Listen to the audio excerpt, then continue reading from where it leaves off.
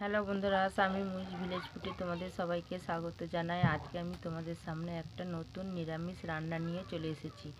এইখানে দেখো, আমি আজকে তোমাদের সিম বেগুন টমেটম দিয়ে একটা নিরামিষ তরকারি করে তোমাদের দেখাবো। এখানে আমি আগে থেকে আলু কেটে ধুয়ে রেখেছি, টমেটম কুচো, বেগুন কুচো, সিম সব কিছু আমি ধুয়ে রেখেছি। আর এইখানে আদা কাঁচা লঙ্কা বাটা, নুন লঙ্কা হলুদ জিরের গুঁড়ো সব আমি নিয়ে নিয়েছি। আর এদিকে উনুনটা জেলে কড়াই বসিয়ে দিয়েছি।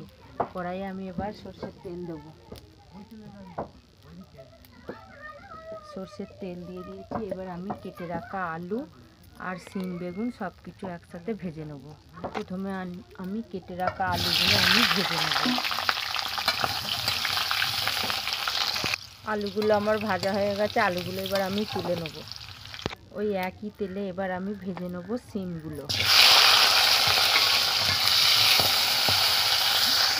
সিমগুলো আমার ভালো করে ভাজা হয়ে গেছে। এবার আমি সিমগুলো তুলে নেব।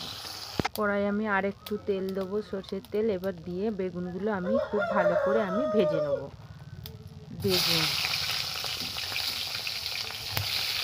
বেগুনগুলো আমি খুব ভালো করে ভেজে নেব।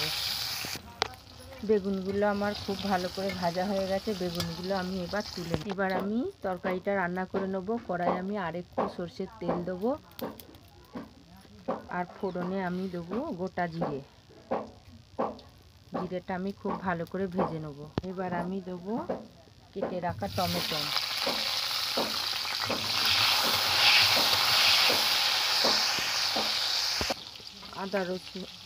আদা কাঁচা লঙ্কা বাটা।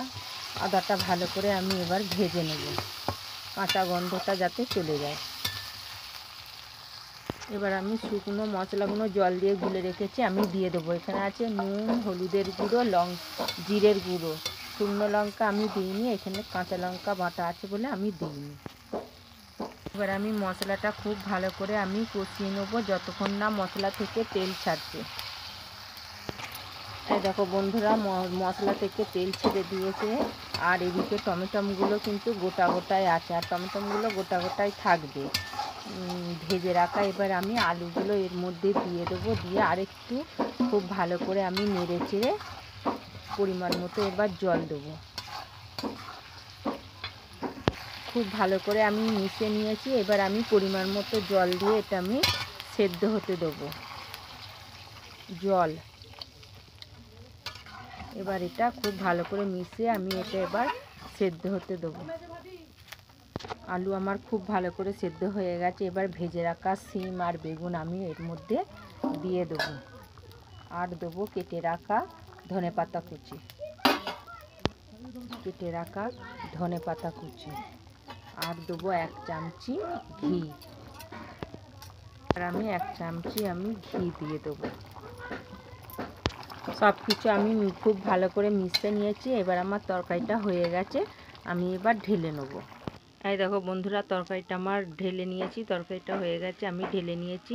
প্রথম থেকে শেষ পর্যন্ত ভিডিওটা দেখবে আর এইভাবে নিরামিষ তরকারি রান্না করে খেয়ে দেখবে কেমন হয়েছে, কমেন্ট করে জানাবে।